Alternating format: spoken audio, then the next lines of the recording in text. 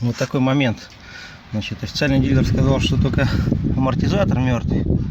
А если сделать вот так вот, то вот что получается. Так.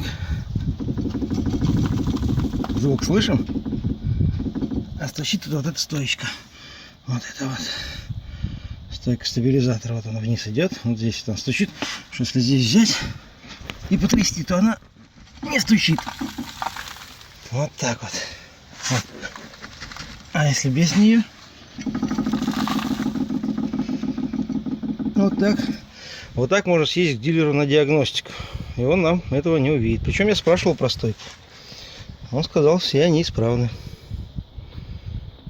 Вот такие новости.